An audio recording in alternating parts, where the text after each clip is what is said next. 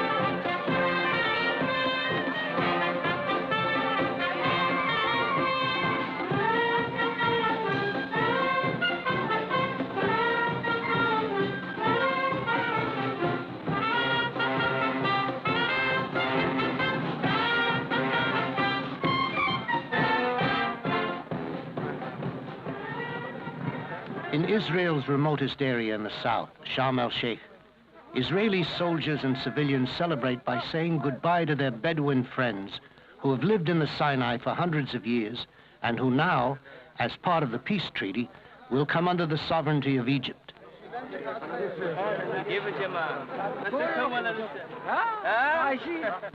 But what about the Jewish citizens of Israel who live in the Sinai and whose land will soon become Egyptian territory?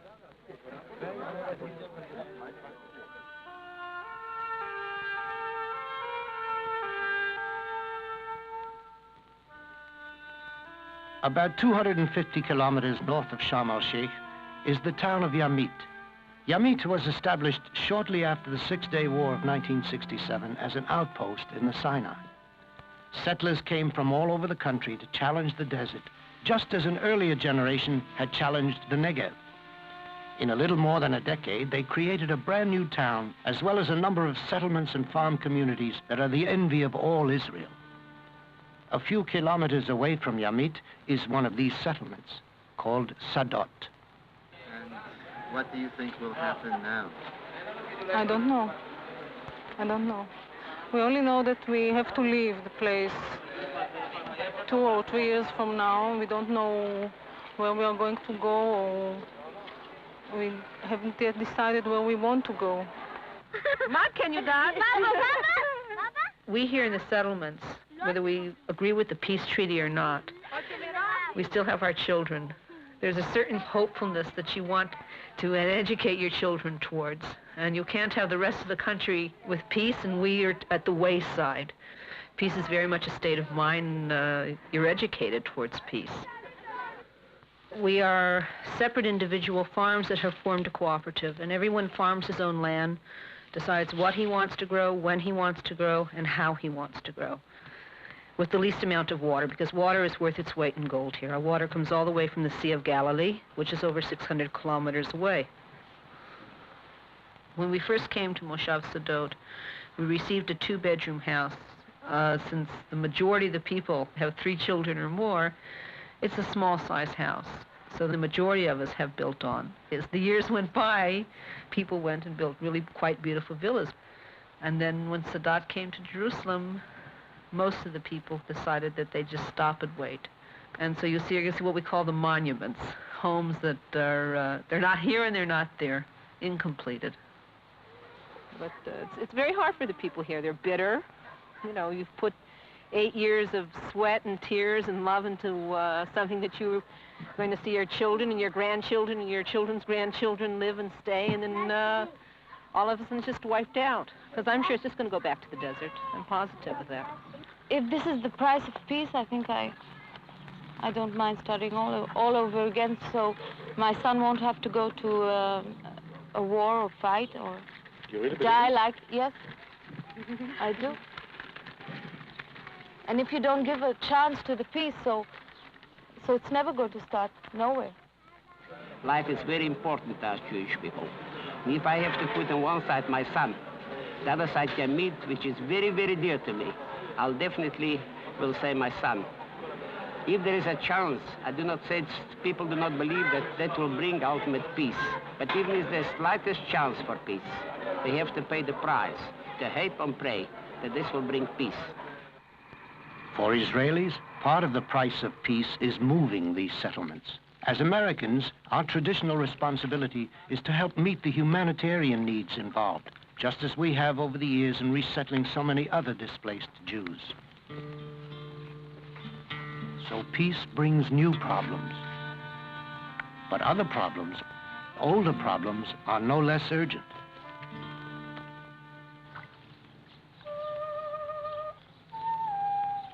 It's a bitter irony that on the brink of peace, Israel's cities should still be scarred by slums.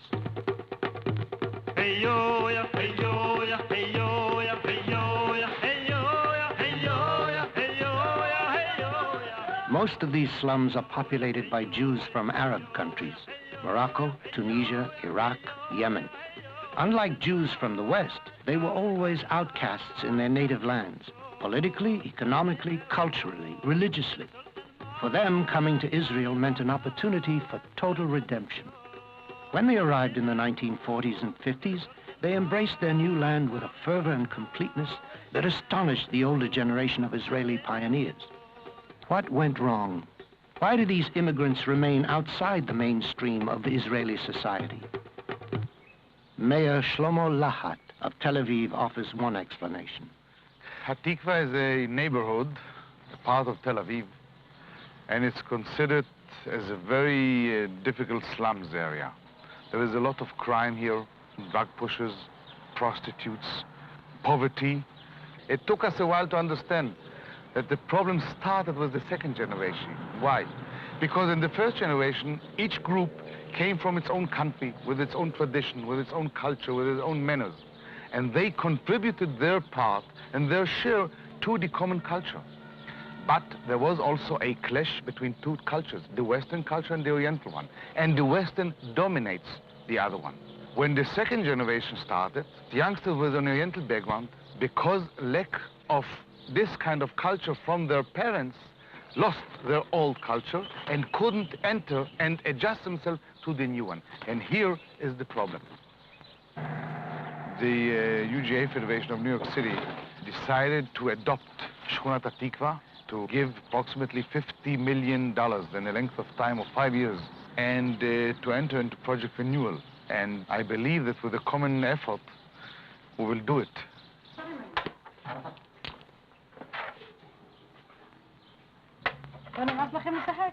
One of the programs of Project Renewal involves the Sinvani family. Adina and her husband, Yisachar Sinvani, came to Israel from Yemen in 1950. The Sinvanis live in 2 rooms in Hatikva with their 3 children and Yisachar's infirm father. Yisachar is a street cleaner. Neither he nor Adina have had much formal education, but through one of the programs of Project Renewal, Adina is taking a step that may break the vicious cycle which has kept families like theirs trapped in the slums.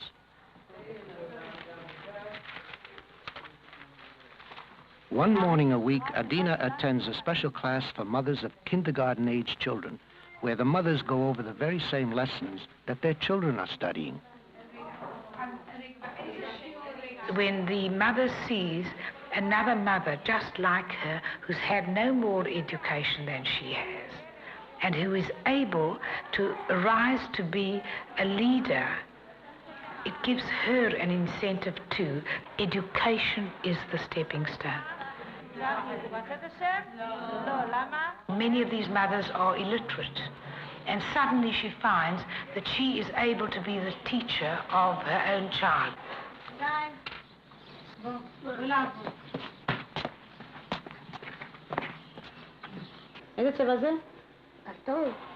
15 minutes of a mother's attention per day can contribute more to the child's development than hours of instruction in a group, in a nursery, school environment. And this gives the mother a great feeling of pride that her child should be better than she was.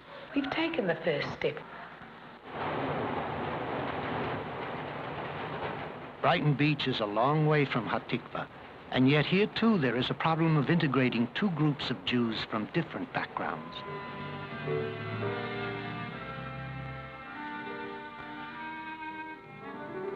Over the years, Brighton was deserted by young people. As children grew up, they moved away, leaving their parents and grandparents behind. Despite the beauty of its natural setting, Brighton seemed ready to join the scrap heap of burned-out neighborhoods. Then something very unexpected happened.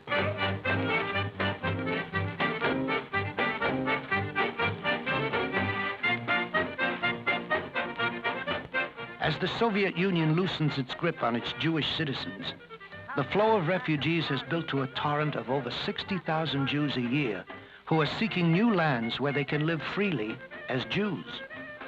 Many, of course, go to Israel, but many others come to the United States, and especially to New York City. It's not been easy, not for the community and not for the individual families, but it is working. And one reason is that the shorefront Y has become the melting pot of the two communities. Project Ari, a specially designed social service program for Russian immigrants, is housed on the second floor of the Y. Project Ari works to serve the community by giving them concrete information and referral services. They will help people find apartments and jobs. They help get clients to the right offices of the city, whether it's welfare, food stamps, or a driver's license. Just about any type of service that would be needed by someone moving into a new community. I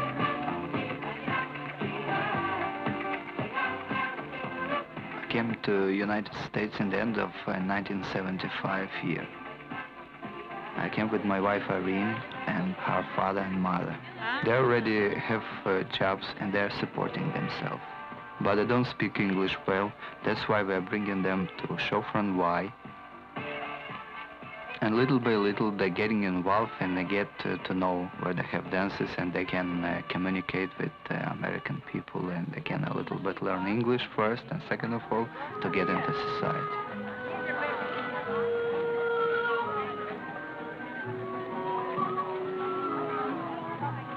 When I came to the United States, I started to work at the gas station for $92 a week.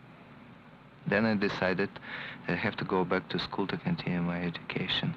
Luckily, I got a scholarship from New York University because I was a fencing champion in Russia, and now I'm studying business administration and management. And now I'm a first man in the foil team in NYU.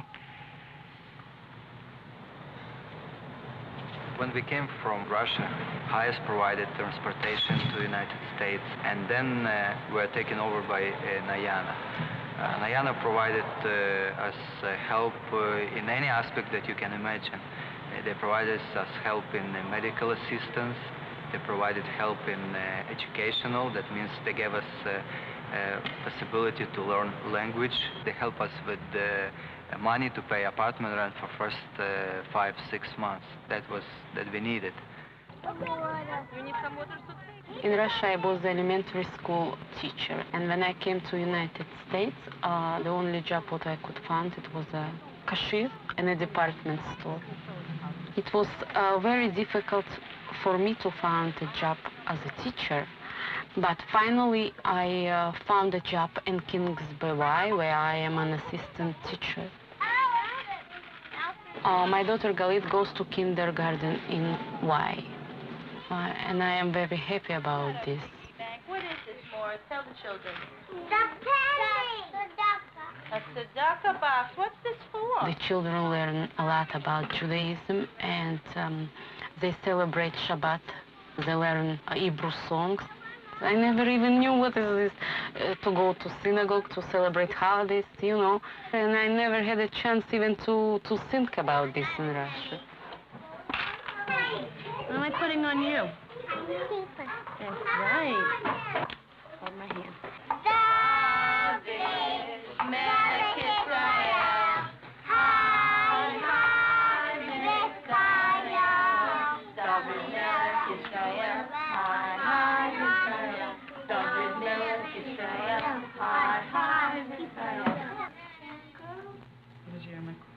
Usually we get together with our family on Friday because we celebrate Shabbat.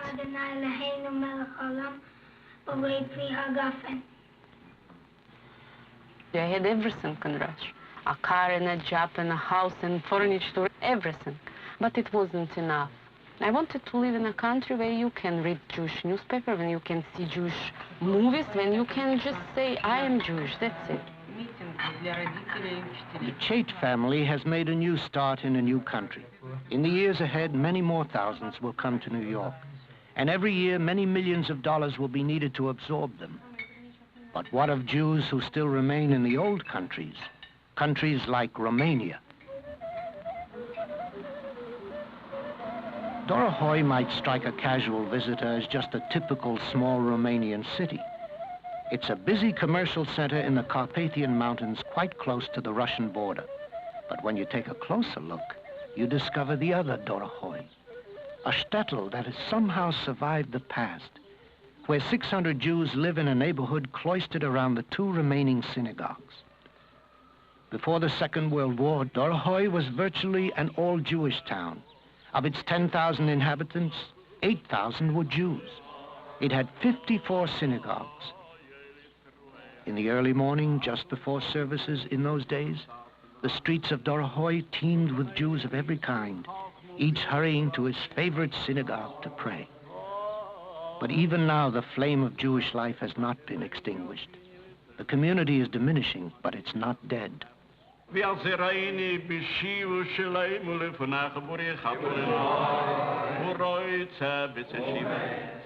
Rabbi Shmuel Wasserman is one of 3 remaining rabbis in all of Romania.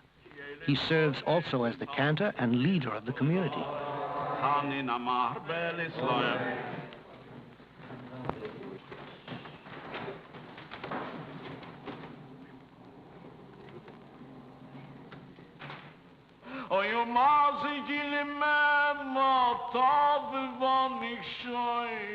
Bye, bye, bye, bye, bye, bye, bye, Anuruchiz, will ich make a dish at you, anu, anu, anu, anu, anu, more tears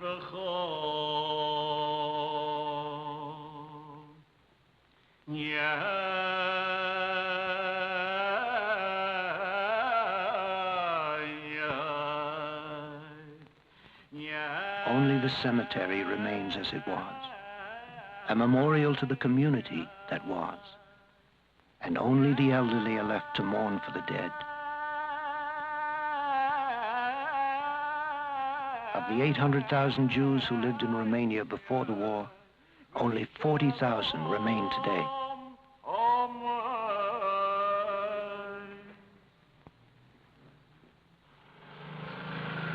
This street was once the hub of the commercial life of Dorohoi. One shop remains in Jewish hands. Frida and Paul Katz carry on with their hat business as they have for 40 years, living in one room behind their shop. Their children are grown and have moved to Israel, but the Katzes feel that they are too old to follow. Ingela met de Meidel. Ingela is in Israel. In Israel and Rehovot. We have a son and a daughter. The boy is in Israel. He completed his studies in the university here. He was the best in mathematics, and now he is teaching at the Weizmann Institute.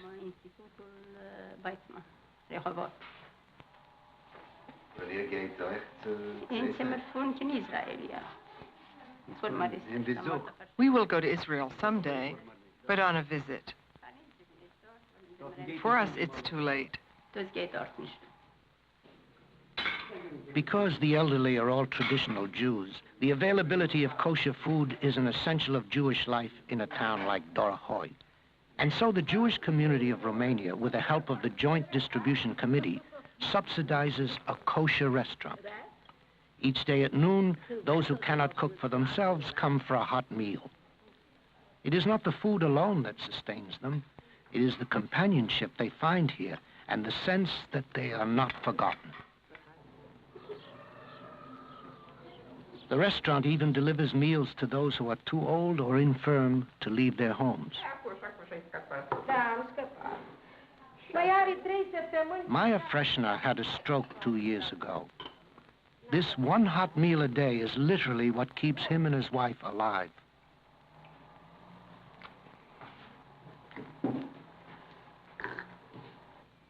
You're very young. There's even an old age home. As Romanian citizens, the elderly are entitled to government care, but they prefer to live as Jews in a Jewish home. So the JDC supports a separate facility in order that these old people may live out their years without compromising their faith. JDC's work in Dorohoi is just one small part of its vast network of programs to help Jews in need all over the world.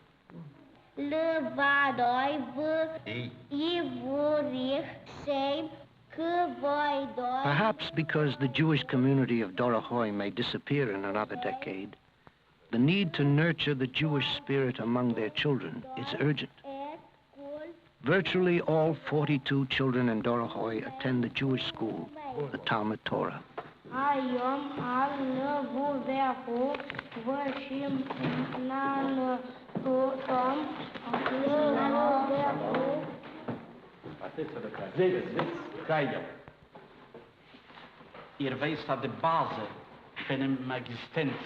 You know that the basis of the existence of the Jewish people is the Talmud Torah. The Talmud says a town without a Hebrew school cannot exist for long. Let me tell you a story. Once upon a time, a fox, the smartest of animals, came upon a school of fish in a pond.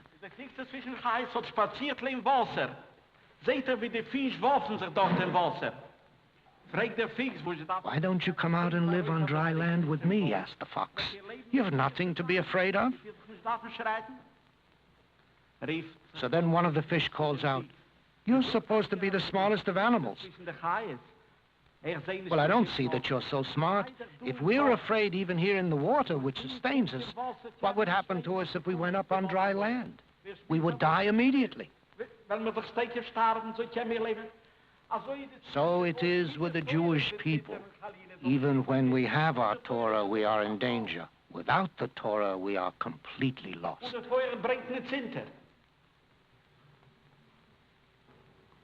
Elohim.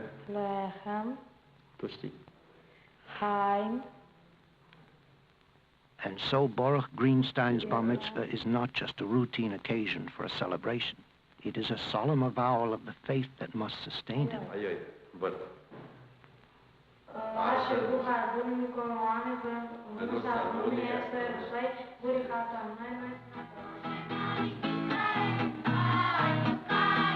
The children of Dorohoi sing of David and Moses, leaders of the Jewish people who are, for them, eternally alive.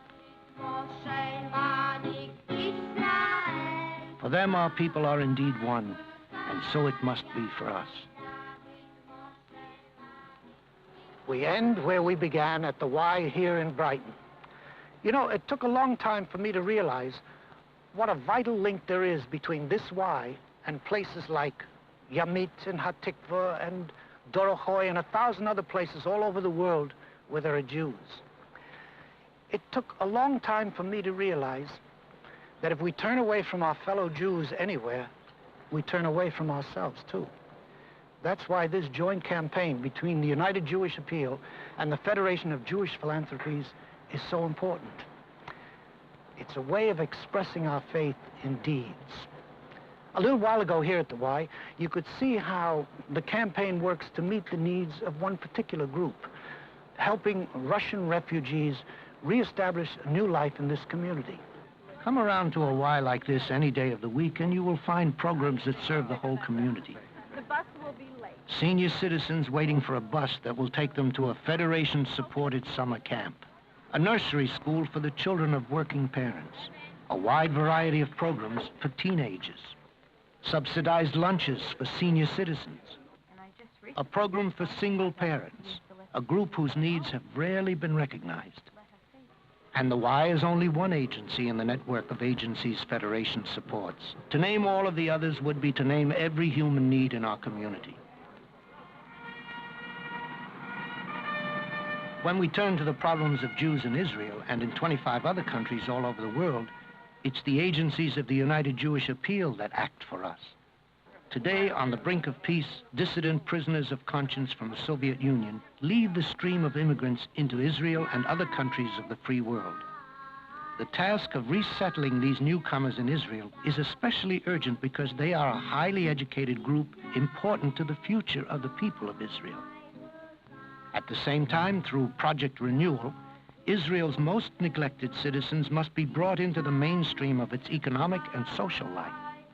And as a direct result of the peace treaty, many new social services must be provided to resettle people in communities like Yamit and Sadot, all in the face of a staggering inflation.